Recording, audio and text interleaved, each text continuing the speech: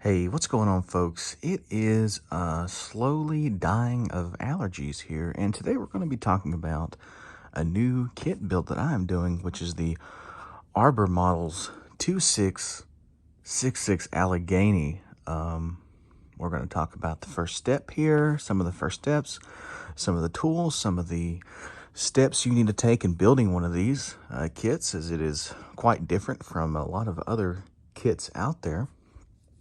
So let's get right into it. A couple things that you'll notice first off the bat is I got a little note here and a little mask here. No, you will not get COVID from Arbor Models. Hashtag jabbed. These kits are actually made of toxic material called NYE 600, which is an alloy are made up of zinc and cadmium, which have properties very close to mercury. So you need to take precautions when working on these. That's why I'm downstairs and not in my normal workplace, workbench, because I didn't want to get the stuff everywhere there. So I bought a hobby tray to put everything on, and to keep it separate, to not let everything get all over my work desk. So the note here I have just says it's toxic, so if you touch it, wash your hands, as people, just in case they have to move something or pick something up, they should know that the material is toxic. Next thing is you have a mask.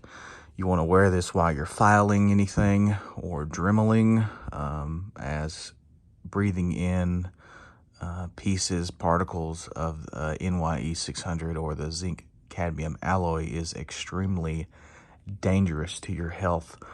The main reason that Arbor tooling was never reissued by Bowser was because all of the molds were made up of silicon, and they were used in a centrifugal casting machine, meaning that the molds were set in a large spinning thing, and material was poured into them, and the material would fill up the mold as it was being spun.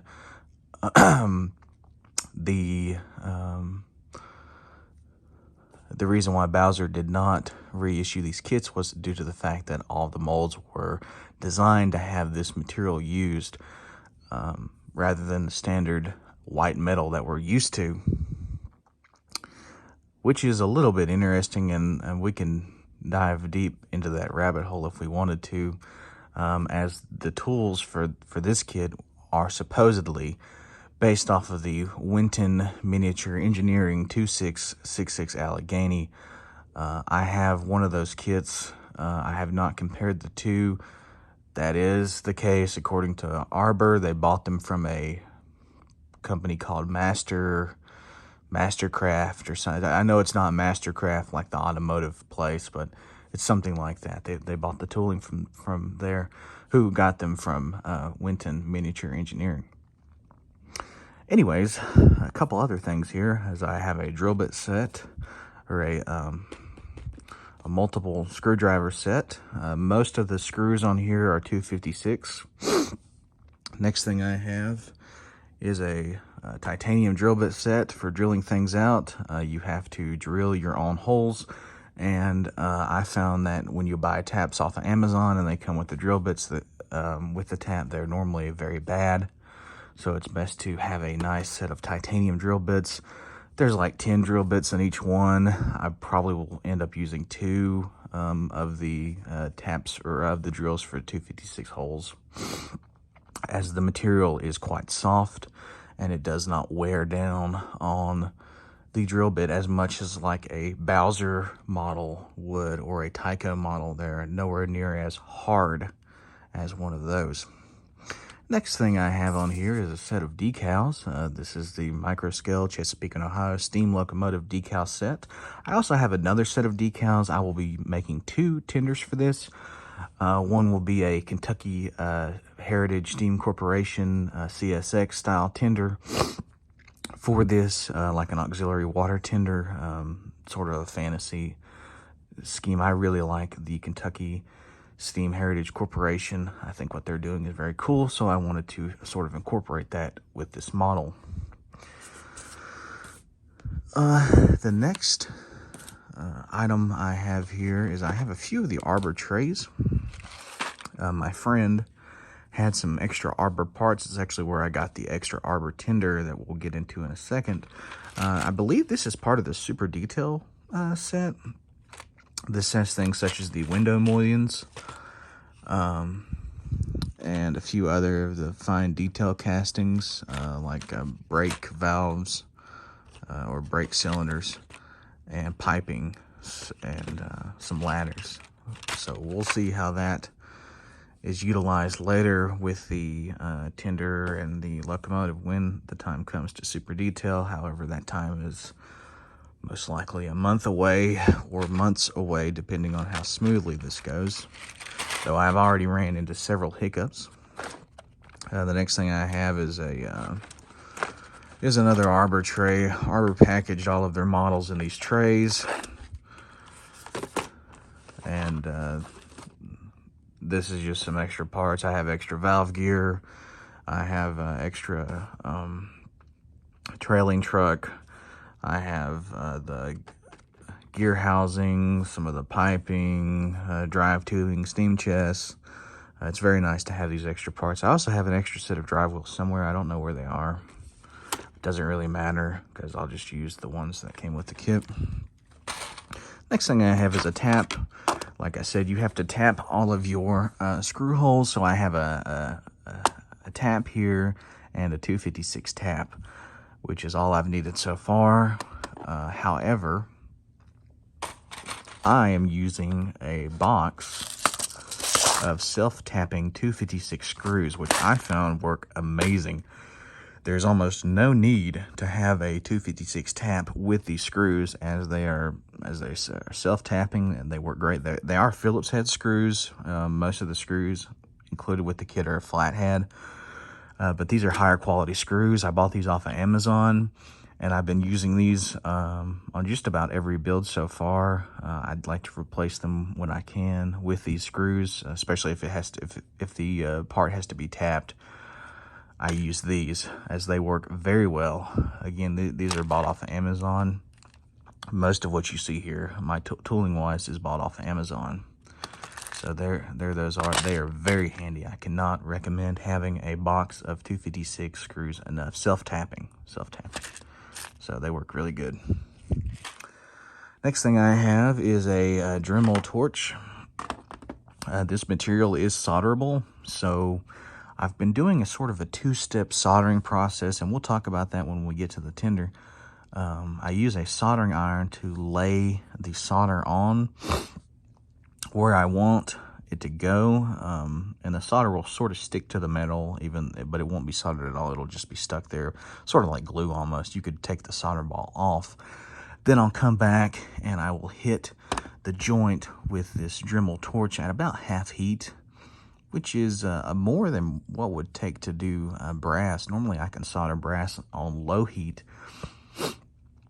but I've been having to do this on half to high heat to get the solder to melt, and it works really good. I have soldered the tinder top onto the tinder, at least the deck plate. I've not soldered the coal bunker on yet. It's a one-piece casting. I will do that today. Shouldn't be too hard. Again, I sort of developed this technique yesterday when I was soldering.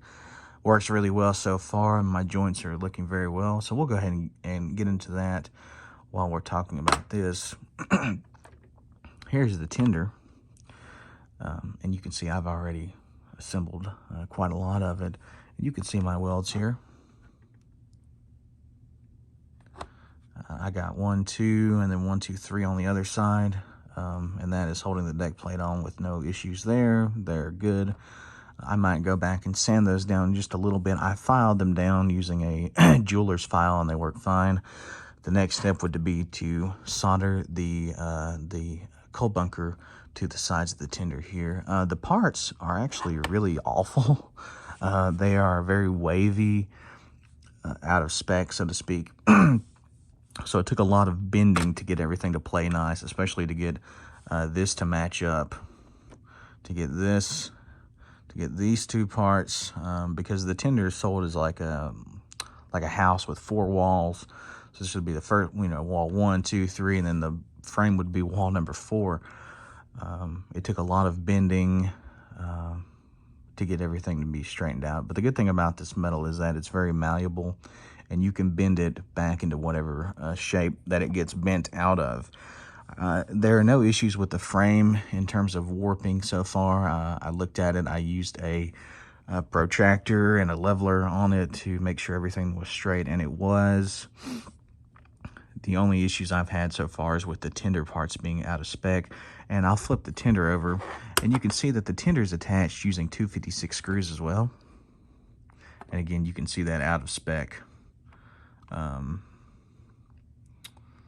tinder parts. I'll have to bend that down, which isn't very hard to do. I'll just take pliers and push it down. Like I said, it's very malleable. So, but it is looking pretty good so far. The tinder is held on, the sides are held on with basically little tabs that come out, and you have to drill out the tabs and then tap your screws into them, and that's what I did here. And you can see that the waviness of the tinder there. And I don't think it will be perfectly square, to be honest with you. It's just kind of one of the concessions that I'll have to make when building this, and really it's not that noticeable so far. It sort of is what it is, but I will bend that back into shape. The next thing that I did, well, before I started the kit, was I checked to make sure that all of the drivers were in gauge and in quarter, because Arbor kits are notoriously known for having out of gauge and out of quarter drivers. So I used a combination of a protractor and a combination of a digital caliper to check the quartering and to check the driver gauge. I also have an NMRA HO scale gauge that I used, and I found that all of the wheels for everything were in gauge except for one driver, which was grossly out of gauge. So I'm waiting on my Northwest Shortline puller and pusher to get here to correct that issue using my protractor and graph paper. Like someone on the Facebook group suggested, I found that all the drivers were dead on quarter, which was very, very good. The drivers for this are different than the other kits. You'll notice if you have one of these kits that the drivers come in a box that's labeled Graphco.